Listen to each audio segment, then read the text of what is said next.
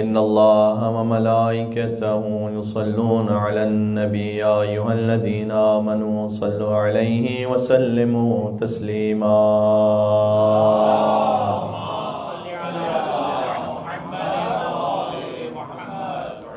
أعوذ بالله من الشيطان الرجيم. بسم الله الرحمن الرحيم.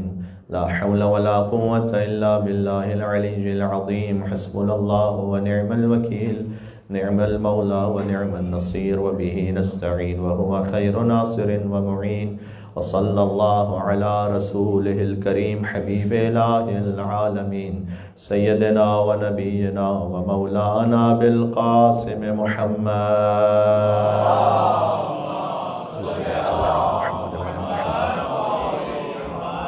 وعلى آله الطيبين الطاهرين المعصومين المظلومين، سيما بقية الله في الأرضين الذين أذهب الله عنهم الرجس وطهرهم تطهيرا.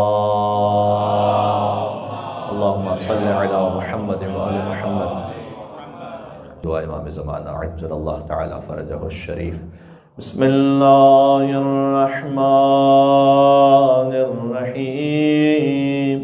اللهم كن لوليك الحجة ابن الحسن صلواتك عليه وعلى آبائه في هذه الساعة وفي كل ساعة وليا وحافظا وقائدا وناصرا ودليلا وعينا حتى تسكنه أرضك طوعا وتمتعه فيها طويلا.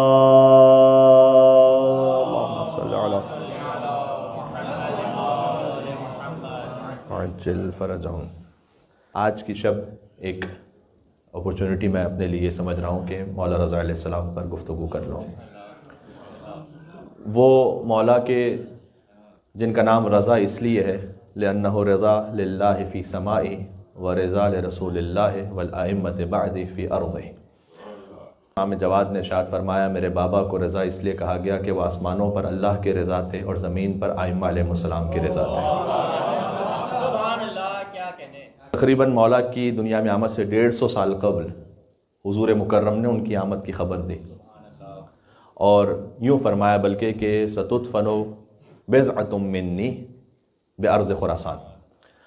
یہ تعبیر یا بی بی فاطمۃ الزہرا کے لیے ملتی ہے یا مولا امام رضا علیہ السلام کے لیے ملتی ہے. بضعۃ منی کی تعبیر حضور مکرم سے کہ فاطمۃ بضعۃ منی، فاطمہ میرا ٹکڑا ہے، اور دوسرا امام رضا علیہ السلام کے لیے ستدفن بضعۃ منی بارض خراسان. حضور نے فرمایا کہ میرا ایک حصہ، میرے وجود کا حصہ ارض خراسان پر دفن ہوگا. منظارہا مکروباً، پھر حضور ہی نے فرمایا کہ جو میرے اس وجود کے حصے کی زیارت کر لے مکروباً، اس حالت میں کہ وہ غم زدہ ہو، تو اللہ سبحانہ و تعالیٰ اس کے غم کو دور فرما دے گا. اور اگر کوئی گناہگار میرے اس وجود کے ٹکڑے کی زیارت کرے تو وہ زیارت سے واپس نہیں پلٹے گا مگر یہ کہ اللہ اس کے گناہوں کو معاف کر دے گا. یہ حضور مکرم کی بشارت ہے.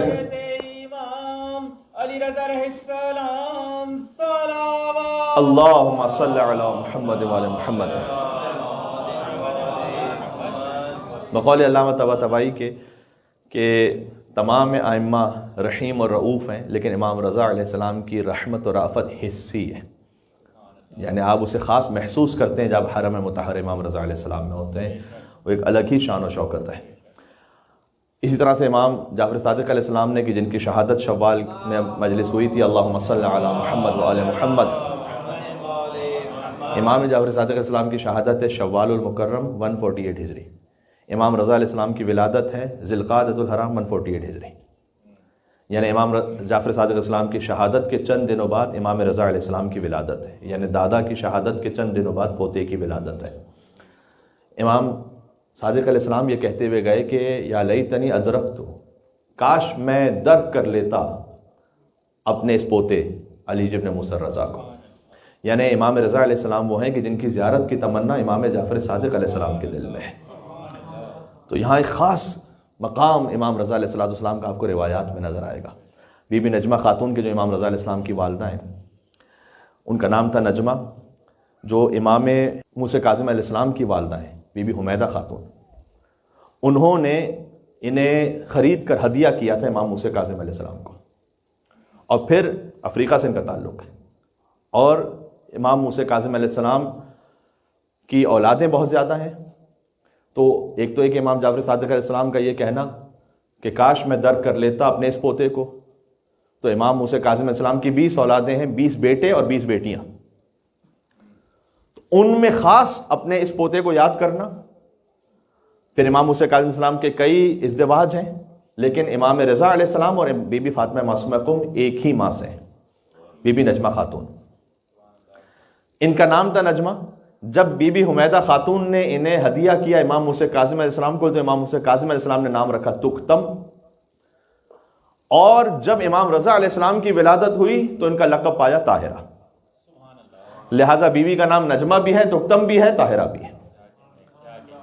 جب امام موسیٰ کاظم علیہ السلام کا ازدواج ہوا تو بی بی نجمہ خاتون سے یہ کہا کرتے تھے کہ آپ نے حمل کیا ہے، یعنی آپ نے اس وجود کا بوجھ اٹھایا ہے کہ جو عالم آل محمد ہے.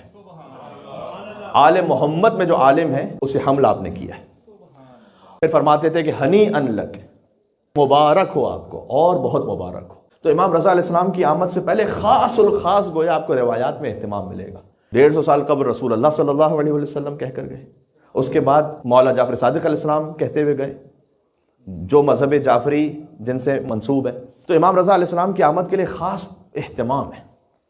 اور انشاءاللہ جب امام رضا علیہ السلام کی محبت کے ساتھ جائیں میدان محشر میں تو حضور پھر 150 سال پہلے یہ کہہ کر گئے کہ جو میرے اس فرزند کی محبت کے ساتھ اللہ کی خدمت میں پہنچے گا میدان محشر میں، وہ مستبشرا ہنستا ہوا جائے گا. وہ میدان قیامت میں جب قیامت کی ہولناکیاں اتنی ہیں، جب قیامت میں سورج سوا نیزے پر ہے، ہر ایک کو اپنے حساب اور کتاب کی فکر ہے. جس کے دل میں امام رضا علیہ السلام کی محبت ہے وہ قیامت میں ہنستا ہوا جائے گا اللہ سبحانہ و تعالیٰ کی خدمت میں. بنص حدیث امام اللہم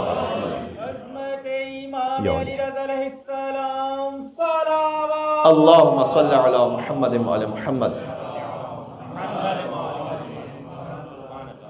آج ایک خط امام رضا علیہ السلام کا شیئر کرنا چاہتا ہوں آپ سے. امام رضا علیہ السلام نے خط لکھا ہے کسے؟ شاہ عبدالعظیم حسنی کو.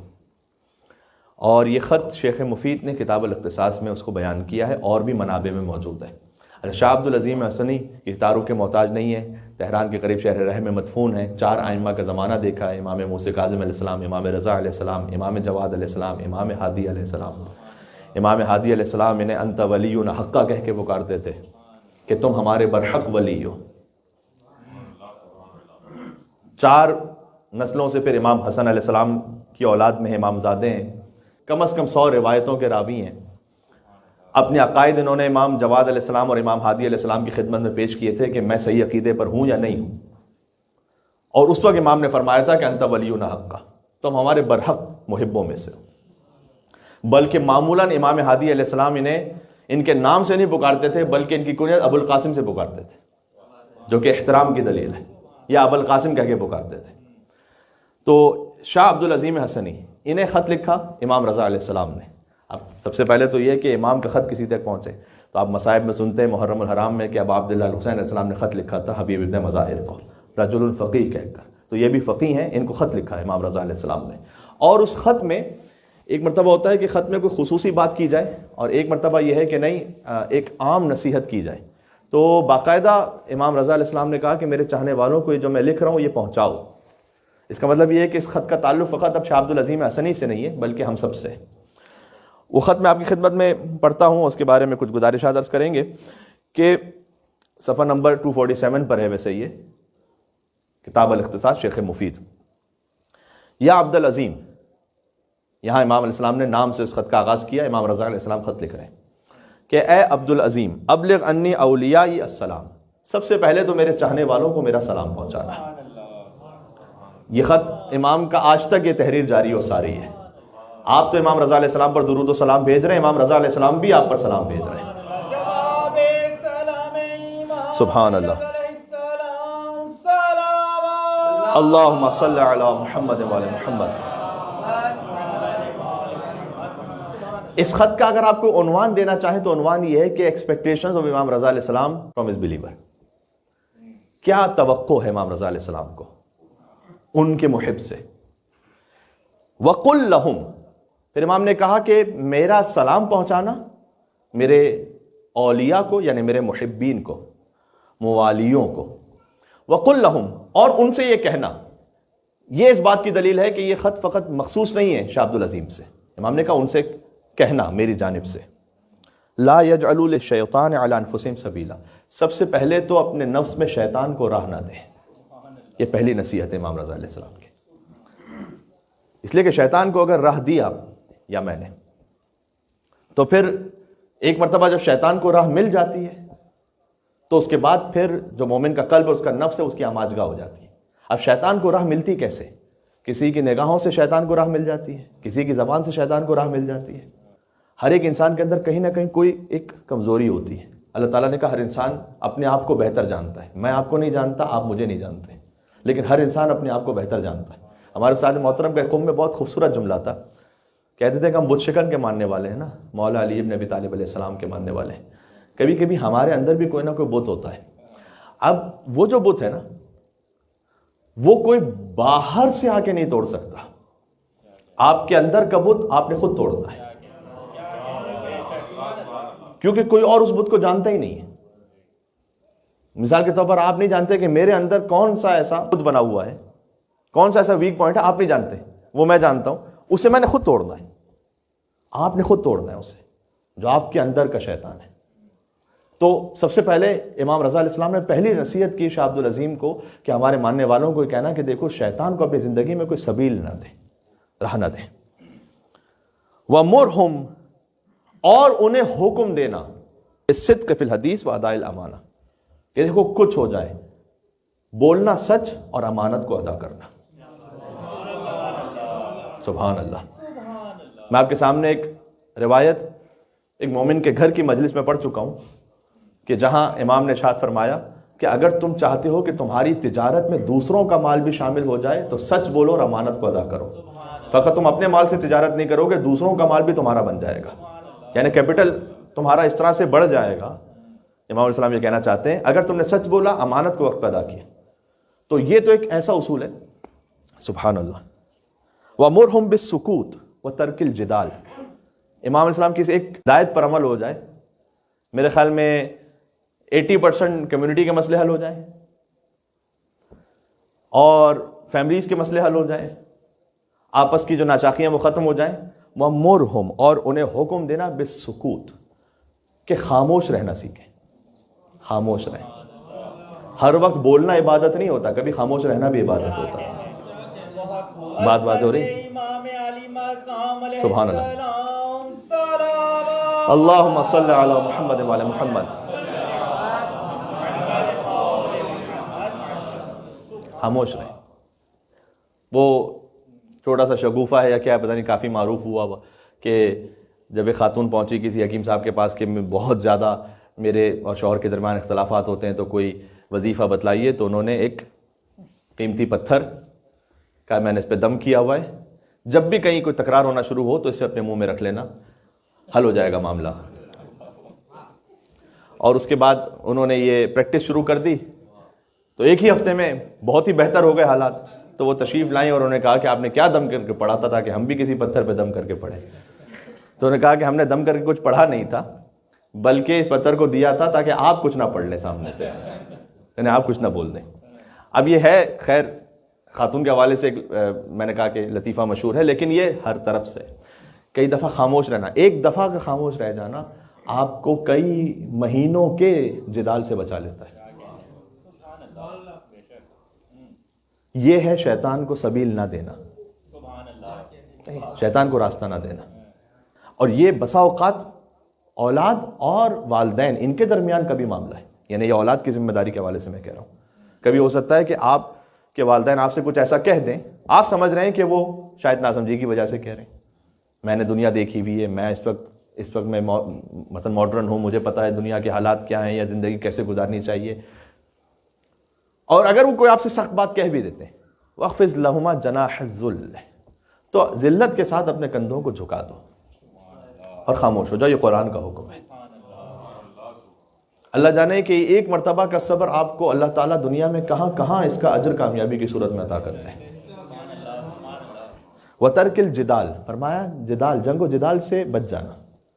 اگر کہیں پر، یہ امام علیہ السلام کی خط کا جملہ بھی میں نے پڑھا، یعنی اگر کہیں پر تمہارے خاموش رہنے سے کوئی تنازع ختم ہو جاتا ہے تو خاموش رہ جاؤ. آج جب امام علیہ السلام کوئی حکم دیتے ہیں نا، تو آپ نے اگر امام کی خاطر کہیں پر صبر کیا ہے تو یاد رکھیے گا کہ وہ آپ کو چھوڑیں گے نہیں تنہا.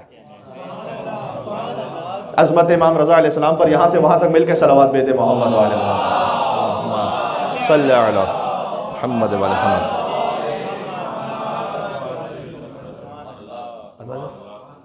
فیما لا یعنیہم، فرمایا ان چیزوں پہ بالخصوص خاموش ہو جانا کہ جن کا کوئی معنی نہیں ہے، کوئی سبسٹنس نہیں ہے. کہیں ساس نے بہو کو یوں کہا، بہو نے ساس کو یہ ایسا کیوں جواب دیا، اس کے پاس جب شادی پہ گئے تھے تو یہ کیوں گفٹ دیا تھا، اور ہمارے پاس آئے تو وہ کیوں گفٹ دیا. یہ وہ باتیں ہیں کہ جس پہ کوئی اس کا کوئی ویٹ نہیں ہے کوئی. امام علیہ السلام نے کہا ایسی باتوں میں خاموش ہو جاؤ، جدال کو چھوڑ دو. وَإِقْبَالِ بَعْضِهِمْ عَلَى بَعْضٍ، اور امام نے کہا شاہ عبد العظیم سے کہ ہمارے اولیاء کو یہ حکم دینا کہ وہ ایک دوسرے کی طرف رخ کریں. کیا مطلب اس کا؟ وَالْمُزَاوَرَةِ، اور زیارت کریں ایک دوسرے کی، یعنی ایک دوسرے سے ملتے جلتے رہیں. آپ کا خود شب جمعہ یہاں پر تشریف لانا امام رضا علیہ السلام کی اس نصیحت پر عمل ہے. آپ کا اپنے بچوں کو یہاں پر لے کر آنا، مدرسے میں آنا، یہ امام رضا علیہ السلام کی اس نصیحت پر عمل ہے کہ ایک دوسرے سے اچھے لوگوں سے ملتے رہیں. جب آپ اچھے لوگوں سے ملتے رہیں گے خود بخود یہ اچھائی منتقل ہوگی. فَإِنَّ ذَلِكَ قُرْبَةٌ إِلَيَّ، لوگ کہتے ہیں کہ امام رضا علیہ السلام سے ہم قریب ہونا چاہتے ہیں. مولانا صاحب کیسے قریب ہوں؟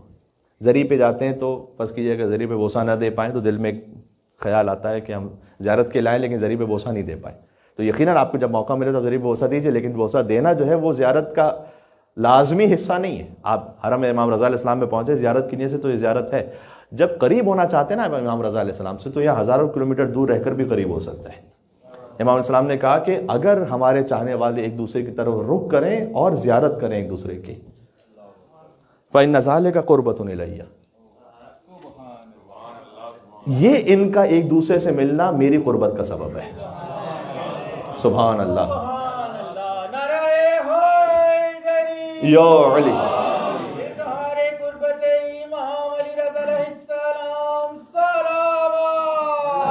اللہم صلی علی محمد وعلی محمد. کتنا لطیف خط ہے یہ، کتنے سارے ہمارے سوشل کمیونٹی ایشوز کو یہ ایڈریس کرتا ہے ایک ایک لفظ میں. اب آپ امام علیہ السلام کی عظمت کا اندازہ لگائیے گا. ان کے بابا امام موسیٰ کاظم علیہ السلام نے کہا کہ اگر تم ہم اہل بیت کی قبور پر زیارت کے لیے نہ آ سکو تو جاؤ ہمارے صالح ماننے والوں کی قبروں پر، ان کی زیارت کرو تو تمہیں ویسا ثواب ملے گا جیسے تم قبر ائمہ علیہ السلام کی زیارت کر رہے ہو. اور امام رضا علیہ السلام نے فرمایا کہ اگر تم ایک دوسرے سے آپس میں ملاقات کرو تو یہ بھی ہماری قربت کا سبب ہے. گویا یہ کہ آپ کسی مومن سے ملاقات کر رہے ہیں لیکن در حقیقت اہل بیت کی قربت کو حاصل کر رہے ہیں. چاہتے ہیں کہ نیت قربتاً اللہ، نیت خالص ہو. وَلَا يَشْغَلُوا أَنفُسَهُمْ بِتَمْزِيقِ بَعْضِهِمْ بَعْضًا، اور مشغول نہ کر دیں اپنے آپ کو. امام کا لفظ ہے، یعنی ایسا نہ تمہاری مصروفیت ہی یہ بن جائے کیا بِتَمْزِيقِ بَعْضِهِمْ بَعْضًا، کہ تم تمزیق کہتے ہیں، عربی زبان کا ایک لفظ ہے. آپ پیپر جو ہے نا اس کو پھاڑ دیتے ہیں، پارا کرتے ہیں، اس کو کہتے ہیں، اس عمل کو کہتے ہیں تمزیق. یعنی تم میں سے بعض سے اس طرح سے قطع تعلق کر لیں، اسی میں مشغول رہیں کہ کیسے کسی کو نیچا دکھانا ہے. اس ایک لفظ میں سارے معنی موجود ہیں. خبردار ایسے نہ کرنا. اس کے بعد جو امام نے جملہ ارشاد فرمایا ہے، میں تو یقین فرمائیے گا جب پہلی مرتبہ میں نے اسے پڑھا تھا تو میرا وجود کام گیا تھا. بعض احادیث میں آتا ہے کہ دیکھو فلاں کام نہ کرنا ورنہ اس پر سخت وعید ہے، کوئی عذاب بیان کیا جاتا ہے. یہاں پر یہ نہیں ہے، یہاں پر اس سے بڑھ کر ایک بات ہے کہ دیکھو ایک دوسرے سے تعلقات میں اس طرح سے نہ کرنا کہ جیسے تم پارا کر دو، اور اسی میں پوشیدہ ہے ذلت کے ساتھ۔ در حقیقت یہ مطلب ہے کہ تم چاہو کہ کسی کو ذلیل و خوار کرو۔ کیوں؟ فَإِنِّي آلَيْتُ عَلَى نَفْسِي، اس جملے پہ غور کیجئے گا، اس لیے کہ میں نے اپنے اوپر واجب کیا ہوا ہے۔ امام رضا علیہ السلام کہہ رہے ہیں میں نے اپنے اوپر واجب کیا ہوا ہے، أَنَّهُ مَنْ فَعَلَ ذَلِكَ، جو کوئی ایسا کرے، وَأَسْخَطَ وَلِيًّا مِّنْ أَوْلِيَائِي، اور اس عمل سے میرے چاہنے والوں میں سے کوئی ایک چاہنے والا بھی ناراض ہو جائے، دعوت اللہ لیعذبہ فی الدنیا، میں دعا کروں گا اللہ سے کہ اسے دنیا میں عذاب کرے۔ میں نے اپنے اوپر یہ واجب کیا ہوا ہے۔ اب مجھے بتائیے امام رضا علیہ السلام کی دعا یہ پوری ہوگی یا نہیں ہوگی؟ تو ہوگی، تو کہاں جائیے گا پھر بچ کے؟ یہ جو ہم بہت مرتبہ سنتے ہیں نا کہ مولانا صاحب پتہ نہیں کیا ہو گیا، اولاد تو اچھی بھلی، ہمارا جو تعلق تھا وہ بڑا اچھا تھا، اچانک سے بس ہماری بات ماننا چھوڑ دی اس نے۔ آتے ہیں بہت سارے لوگ آتے ہیں، آ کے کہتے ہیں کہ مولانا صاحب وہ تو ہمارے ساتھ ہی نہیں بیٹھا، ہمارا بیٹا ہماری بیٹی ہمارے ساتھ ہی نہیں بیٹھنا چاہتے، بس اپنے روم میں ہی ہوتے ہیں۔ اس کے بہت سارے اسباب ہیں۔ امام رضا علیہ السلام کہہ رہے ہیں کہ میں نے خدا سے دعا کی ہے اور اپنے اوپر واجب کر دیا ہے کہ اگر کوئی میرے کسی اور چاہنے والے کے لیے ذلت و خواری کا اہتمام کرے گا تو میں اللہ سے دعا کروں گا کہ اللہ اسے دنیا میں عذاب دے گا یہیں پر۔ تو کہیں اس کی وہ وجہ تو نہیں کوئی، کہیں دفتن میرے خاندان میں رزق کے معاملے میں کوئی مشکل پیش آنا شروع ہو گئے تو کہیں کوئی اور ایسا تو نہیں کسی مومن کو ناراض کیا؟ بات واضح ہے۔ اس پہ یہ بھی یاد رکھیے گا، کبھی اس پہ گفتگو کروں گا انشاءاللہ، کہ ویسے تو تربیت اولاد کا جو عمل ہے وہ در حقیقت ولادت سے پہلے ہی شروع ہو جاتا ہے، اور اس میں بہت سارے کریٹیکل مراحل ہیں، اور بالخصوص جب ایج پہنچ جاتی ہے 11-12 سال۔ کتنے ہی والدین ایسے ہیں جنہوں نے ہم سے اپنا فیڈ بیک یہ شیئر کیا کہ مولانا صاحب ایسا لگتا ہے کہ 10-11 سال تک بہت اچھا تھا تعلق ہمارا اپنے بچوں کے ساتھ، دفعتاً ایسا ہوا چند مہینوں میں کہ جیسے گویا ہاتھ سے سلپ ہو گیا معاملہ۔ وہ پہلے اتنا موبائل پہ نہیں تھا، وہ پہلے اتنا گیمنگ میں نہیں تھا، اب یہ ہے کہ کبھی گیمنگ کی لت ہو گئی ہے، کبھی کوئی چیٹنگ کی لت ہو گئی ہے، کبھی کسی اور چیز کی ہو گئی ہے، اور اتنا زیادہ فرسٹریشن اور اریٹیشن ہے کہ اگر ہم ذرا سی بات کرتے ہیں تو سامنے سے جھنجھلا جاتا ہے اور بھننا آ جاتا ہے، اور یہ سب بہت اچھا تھا لیکن چند مہینوں میں پتہ نہیں کیا ہو گیا۔ تو یہ ایج بھی بڑی کریٹیکل ہوتی ہے، اس پہ بہت زیادہ توجہ دینے کی ضرورت ہوتی ہے والدین کو۔ سب سے پہلے تو یہ کہ خود ہم اپنے عمل سے جواز نہ فراہم کریں کہ جب میرے ہاتھ میں اگر 24 گھنٹوں میں سے 20 گھنٹے موبائل ہے تو پھر بچے کو آپ کیسے روکیں گے؟ مثال کے طور پر ان کے ساتھ جو تعلق ہے، چاہے وہ آؤٹنگ کی صورت میں ہے، 2 یا 3 دن آپ کہیں پہ چلے جائیں اپنی فیملی کو لے کر، جہاں پر کوئی موبائل کوئی لیپ ٹاپ نہیں ہے، جہاں فقط آپس میں گفتگو ہے، آپس میں کھیلنا ہے، آپس کی انٹرٹینمنٹ بس۔ اور اگر آپ یہ تربیت اولاد کی نیت سے کریں تو یقین جانیں یہ بھی عبادت ہے۔ ایک بہت خوبصورت جملہ احادیث سے بھی حاصل ہوتا ہے کہ ایک مومن ہے نا کبھی بھی بند گلی میں نہیں پھنستا۔ شریعت میں بند گلی ہے ہی نہیں، یہ نہیں کہ راستہ بند ہو گیا کیا کریں، نہیں، یہ ہمارا دین ہے، اس کی وسعت ہے، اور ہمارے ہم، اور یہ بھی بعض مرتبہ عرض کر چکا ہوں کہ ضرور اسے اپنے پلان میں رکھیں کہ سال میں 1 مرتبہ اگر فائنینشلی اجازت نہ دے سکے آپ کا بجٹ تو 2 سال میں 1 مرتبہ بہرحال آپ اپنے بچوں کو زیارت پہ لے کے جائیں۔ وہ کام کہ جو یہاں پر 100 مجلسوں سے نہیں ہوگا وہ ایک حرم امام رضا علیہ السلام کی زیارت سے ہوگا۔ سبحان اللہ، سبحان اللہ، زیارت امام علی رضا علیہ السلام، صلوات۔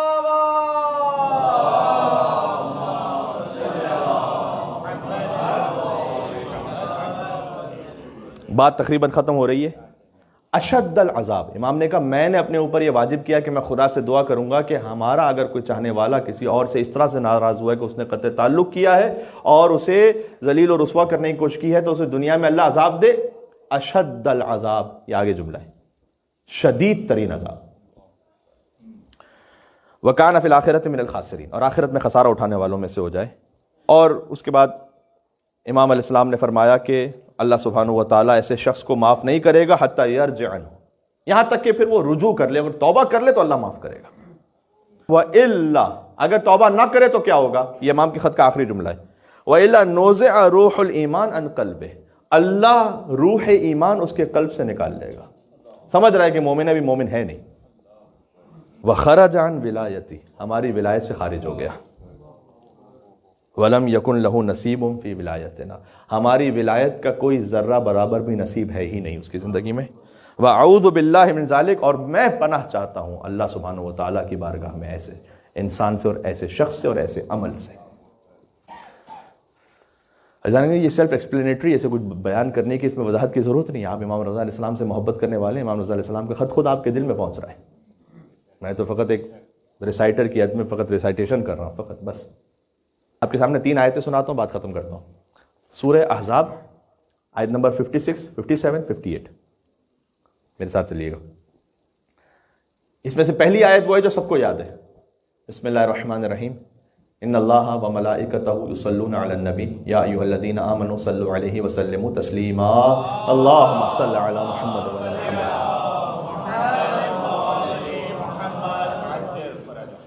یہ آیت بھی اس وجہ سے پڑھی کہ امام رضا علیہ السلام کا حکم ہے کہ نماز کے بعد، معمولاً ایران میں مساجد میں بہت کامن ہے، عراق میں بھی ہے، اور بھی جگہوں پر ہم بھی یہاں پہ کوشش کرتے ہیں کہ جیسے ہی نماز ختم ہو تو ہم پڑھتے ہیں ان اللہ و ملائکتہ یصلون علی النبی. یہ حکم امام رضا علیہ السلام سے. یہ آپ عمل تو کر رہے ہیں، لیکن کس امام کا حکم ہے آج میں آپ کی خدمت میں عرض کر دوں کہ جب آپ نماز ختم کریں اور فوراً اس آیت کو پڑھیں تو امام رضا علیہ السلام فرماتے ہیں کہ اس آیت کو پڑھ کر بعد از نماز درود بھیجنے والے کہ اللہ سبحانہ و تعالیٰ حاجتوں کو پورا کرتا ہے، جس حاجت کو رکھ کر وہ آیت پڑھے گا. ایک مل کے صلوات بھیجیں اور محمد و آل محمد پر اللہم صل علی محمد. ہو رہی اگلی آیت میں فرمایا ان الذین یؤذون اللہ ورسولہ لعنہم اللہ فی الدنیا والآخرہ. اچھا، یہاں پر درود، آئے درود میں اللہ سبحانہ وتعالیٰ نے کہا کہ یا ایھا الذین آمنوا صلوا علیہ وسلموا تسلیما. اس میں 2 مطلب ہیں، صلو علیہ درود بھیجو صلوات، وسلموا تسلیما. یہاں ایک مطلب ہے سلام کا، ایک مطلب ہے سر تسلیم خم کا. تسلیم خم ہو جاؤ مصطفیٰ صلی اللہ علیہ وسلم کے سامنے، اللہم صل علی محمد وعلی محمد. اسی لیے قرآن کی بلاغت دیکھیے گا. آپ ایک مرتبہ پھر میرے سامنے ساتھ پڑھیے گا، آپ کو یاد ہے آیت ان اللہ وملائکتہ یصلون ویسلمون علی النبی، یصلون علی النبی. اللہ نے جب اپنی بات کی ہے تو خدا درود بھیجتا ہے یصلون. ابھی یسلمون کا لفظ نہیں ہے، خدا تسلیم خم نہیں ہوگا نبی کے سامنے. بات واضح ہو رہی ہے؟ وہاں یصلون کا لفظ ہے، صلوات بھیجتا ہے اللہ سبحانہ و تعالیٰ. اب ہمیں جب حکم دیا گیا یا ایھا الذین آمنوا صلوا علیہ وسلموا تسلیما، ایک حکم ہمارے لیے بڑھا دیا گیا. بات واضح ہے؟ تو یہاں فرق ہو گیا. اللہ سبحانہ و تعالیٰ درود بھیجتا ہے اپنے حبیب پر، اور اے ایمان والوں تم درود بھی بھیجو اور سرنڈر بھی ہو جاؤ.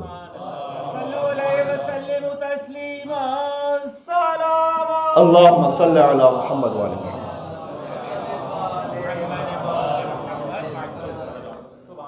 پھر ان الذین یؤذون اللہ ورسولہ لعنہم اللہ فی الدنیا والآخرہ. جو اللہ اور اس کے رسول کو اذیت پہنچائے تو اللہ لعنت بھیجتا اس پر دنیا اور آخرت میں. وعد لہم عذابا مہینا، اس کے لیے ذلت آمیز عذاب ہے. ذرا غور کیجئے گا، یہاں بات ہے اللہ اور اس کے رسول کو اذیت پہنچانے کی، اور حدیث میں شامل ہے کہ جنہوں نے اہل بیت کو اذیت پہنچائی من آذاہا فقط آذانی، انہوں نے رسول اللہ کو اذیت پہنچائی. اب یہ آیت معمولاً ہم یہ سمجھتے ہیں، اور ہے بھی ویسے دشمنان اہل بیت کے لیے، لیکن کہیں ایسا نہ ہو کہ ہم اپنے کسی عمل سے اس آیت میں کہیں نہ کہیں خدا نخواستہ شامل نہ ہو جائیں. تو مولانا صاحب یہ کیسے ممکن ہے کہ ہم اللہ اس کے رسول کو اذیت پہنچائیں؟ ابھی جو میں بات آپ سے کر رہا تھا نا، ایک مومن کے لیے کسی بھی طرح سے دلوں کا حال اللہ جانتا ہے. کبھی کبھار کوئی اصلاح کی نیت سے بظاہر کہہ رہا ہو، دل میں ہے کہ اسے مجھے ذلیل کرنا ہے. آپ اپنے سامنے والوں سے چھپ سکتے ہیں، امام رضا علیہ السلام سے نہیں چھپ سکتے ہیں. دل کا حال اللہ جانتا ہے کہ آپ نے اگر کسی کی اصلاح کے لیے بھی کوئی بات کہی ہے تو وہ اصلاح کے لیے بات برائے اصلاح کہی ہے یا ذلت و خواری کے لیے کہی ہے، کیوں کہی ہے؟ مولانا صاحب ہم تو اللہ اور اس کے رسول کو اذیت پہنچانے کے لیے تو ہم تصور بھی نہیں کر سکتے. تو امام جعفر صادق علیہ السلام کے بعد ایک شخص آیا، اس نے کہا کہ مولا آپ نے اللہم صلی علی محمد وعلی محمد. امام نے کہا کہ تم نے ہمیں بڑی تکلیف پہنچائی، کہ مولا میں خدا کی پناہ چاہتا ہوں اس بات سے کہ کبھی آپ کو تکلیف پہنچاؤں.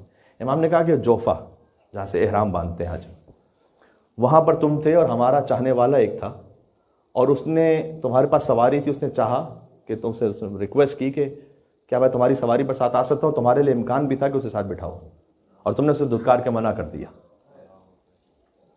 تو جو اسے جو تکلیف پہنچی ہے درحقیقت تم نے ہمیں تکلیف دی.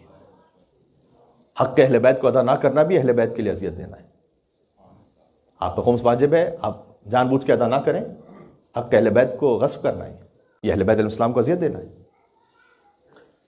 یہ اس لیے نہیں ہے، بعض لوگ یہ سمجھتے ہیں، چاہے زبان سے نہ بھی کہہ پائیں.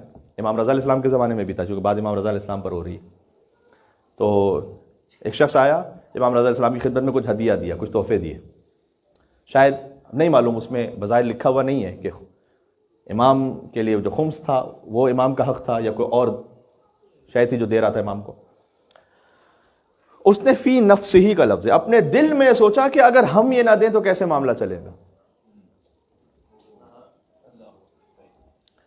امام رضا علیہ السلام نے کہا نہیں کچھ اس سے، کیونکہ اس نے بھی نہیں کہا تھا. امام نے اپنے خادم، نماز کا وقت ہوا تو اپنے خادم کو بلایا اور امام علیہ السلام وضو فرمانے لگے. تو امام کے دست مبارک سے جو پانی اس تشت میں گرتا تھا وہ ہیرے اور یاقوت میں تبدیل ہوتا جاتا تھا، خالص سونا بن رہا تھا. تو دیکھتے ہوئے اب نہیں معلوم کہ فقط اس کے لیے یہ مکاشفہ امام نے کیا تھا، سب کے لیے نہ کیا ہو شاید. پھر امام نے اس کی جانب دیکھ کر کہا کہ ہمیں ضرورت نہیں ہے تمہارے مال کی. خود قرآن میں بھی یہ ہے کہ اے رسول جب آپ ان سے زکوٰۃ کو لے لیں صلی علیہم، ان کے لیے دعا کریں، فإن صلاتک سکن لہم. آپ کا ان کے لیے دعا کرنا ان کے دل کی تسکین کا سبب ہے. آپ کا امام کی خدمت میں پیش کرنا اور امام سے دعا لینا یہ ہماری تسکین کے لیے ہے، امام کے لیے نہیں ہے. عبد الملک بن مروان، امام علیہ السلام یعنی امام سجاد علیہ السلام طواف کر رہے تھے.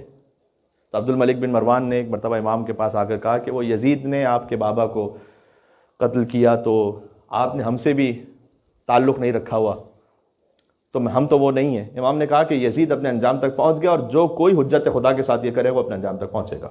اسے وعید سنائی.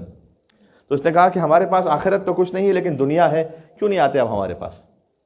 تو امام السلام کی خدمت میں ابا تھی، تو امام نے ابا کو نیچے ڈال دیا اور اس کے بعد اٹھایا. تو غش کھا گیا عبد الملک. تو بعد میں اس کے ساتھیوں نے اسے پوچھا کہ کیا ہوا. تو کہا جیسے ہی انہوں نے ابا کو اٹھائے تو میں نے دیکھا کہ دنیا جہاں کی دولت و سونا اور چاندی اور انبار جو ہے زمین کے اندر امام علیہ السلام کے پاس ہے. تو یہ بعض لوگ یہ سمجھ رہے ہوتے ہیں کہ آپ کہیں پر بھی کوئی خدمت کر رہے ہیں تو یہ سعادت ہے ہمارے لیے. یاد ذہن میں رکھیے گا انشاءاللہ. صحیح ہے. اہل بیت اطہار علیہ السلام کے حق پر جو کچھ واجب ہے آپ پر اس کو ادا کیجئے، ورنہ یہ بہرحال ان کے لیے شاید ہو سکتا ہے کہ اذیت کا سبب ہو. اللہ جانتا ہے یہ. اور اس کے بعد آخری آیت جو میں تسلسل میں پڑھنا چاہ رہا تھا کہ اللہ اور اس کے رسول کو اذیت نہ پہنچاؤ. والذین واو کے ساتھ ہے اور ترتیب ہے وہی، یؤذون المؤمنین والمؤمنات، جو مومنین اور مومنات کو اذیت پہنچائیں. آگے آیت کا اختتام ہوا اثما مبینہ، یہ کھلا ہوا گناہ ہے. میں نے عرض کیا کہ ہمارے بے شمار خانوادگی مسائل اور ہمارے آپس کے سوشل مسائل وہ امام رضا علیہ السلام کے اس ایک خط پر عمل کرنے سے انشاءاللہ ٹھیک ہو سکتے ہیں. اللہ سبحانہ و تعالیٰ مجھے اور آپ کو توفیق نصیب فرمائے، امام رضا علیہ السلام کی شفاعت سے بہرامند فرمائے. امام رضا علیہ السلام نے خود فرمایا ہے کہ جو میری زیارت پر آئے گا میں اسے 3 مرتبہ اس کی شفاعت کے لیے کم سے کم آؤں گا. ایک تو یہ کہ جب قبر میں سوال و جواب ہو رہا ہوگا اس وقت آؤں گا، صراط پر آؤں گا، میزان پر آؤں گا. امام رضا علیہ السلام کا وعدہ ہے یہ. خاص بعض جو لوگ سوال کرتے ہیں کہ کیوں ہم امام حسین علیہ السلام کی زیارت کے بعد بقیہ ائمہ کی زیارت کو اسکپ کرتے ہوئے امام رضا علیہ السلام کی زیارت کرتے ہیں.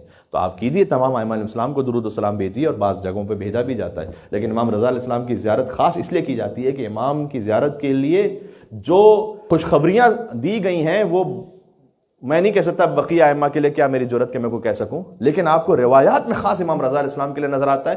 ایک روایت یہاں تک بھی ہے کہ امام رضا علیہ السلام کی زیارت 1 ملین حج کے برابر ہے. یہ خود دیکھ کے بات کر رہا ہوں. ہوش میں ہے آپ اپنے؟ ایک منٹ. السلام علیکہ یا امام علی رضا علیہ السلام. سلام ماشاء اللہ. اللہم صلی علی محمد وعلی محمد.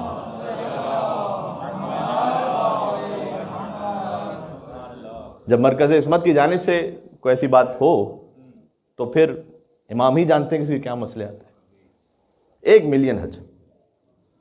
بلکہ بعض روایات کے مطابق ایک اعتبار سے امام رضا علیہ السلام کی زیارت کو امام حسین علیہ السلام کی زیارت سے بھی زیادہ افضل اس اعتبار سے شمار کیا گیا ہے کہ امام نے اس کی وجہ یہ بیان کی کہ امام حسین علیہ السلام تک جو زیارت کے لیے آتے ہیں وہ ہمارے اپنے بھی ہیں اور غیر بھی ہیں. مجھے زیادہ تفصیل میں جانے کی ضرورت نہیں, آپ دیکھتے ہیں وہاں پر. کہا لیکن جو علی ابن موسیٰ رضا کی زیارت پر آئے, جو انہیں امام سمجھتے ہوئے آئے گا, امام علی ابن موسیٰ رضا علیہ السلام کی زیارت پر امام رضا کا زائر وہ ضمانت ہے اس بات کی کہ وہ 12 کا ماننے والا ہے, کہیں روکا نہیں ہے درمیان میں. بات سمجھ میں آ رہی ہے میں کیا کہنا چاہ رہا ہوں؟ ہاں کوئی یہ کہے کہ مولانا صاحب وہاں تو غیر شیعہ بھی بہت سارے آتے ہیں لیکن وہ امام سمجھتے ہوئے نہیں آتے. امام حسین علیہ السلام کو امام سمجھتے ہوئے آتے ہیں بہت سے وہ لوگ کہ جو 12 امامی نہیں ہیں. بات واضح ہو رہی ہے؟ مولا علی علیہ السلام کی زیارت میں بہت سے ایسے لوگ آتے ہیں جو انہیں امام سمجھتے ہیں لیکن وہ 12 امامی نہیں ہیں. اس پر مجھے یاد پڑتا ہے کہ شاید آج جب میں آیا تھا آپ کی خدمت میں اور پہلے سال میں نے امام رضا علیہ السلام پہ کوئی گفتگو کی تھی, اس وقت تفصیل سے اس بات کو پیش کیا تھا کہ کچھ فرقے بنے اہل سنت میں, کچھ فرقے بنے اہل تشیع میں. شیعوں میں کیا فرقے نہیں بنے؟ بالکل بنے.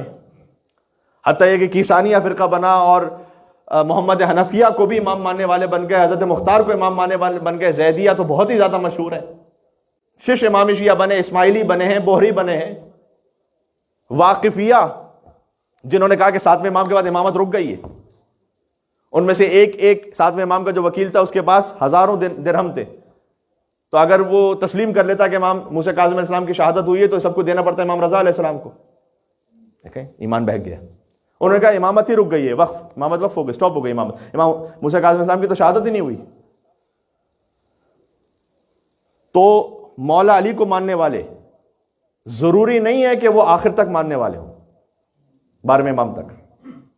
کچھ تھے کہ جنہوں نے امام حسین علیہ السلام کو مانا, اس کے بعد امام زین علیہ السلام کو امام نہیں مانا, حضرت زید شہید کو امام مانا, جبکہ حضرت زید شہید نے کبھی اپنی امامت کا دعویٰ نہیں کیا تھا. یہ مثال حضرت عیسیٰ ابن مریم جیسی ہے کہ انہوں نے کبھی یہ نہیں کہا تھا کہ میں خدا کا بیٹا ہوں, لیکن ان کے ماننے والوں نے بنا دیا.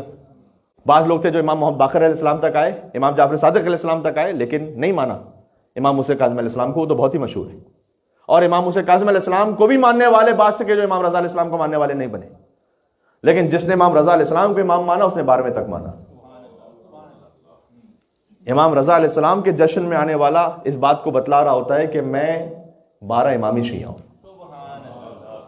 امام حسین علیہ السلام کے جشن میں آنے والا ضروری نہیں کہ اس بات کا اعلان کرے.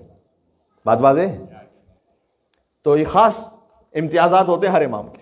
امام رضا علیہ السلام کی یہ نصیحت انشاءاللہ جو انہوں نے عبدالعظیم کے ذریعے سے ہم تک پہنچائیں, اللہ سبحانہ و تعالیٰ ہمیں عمل کرنے کی توفیق عطا فرمائے.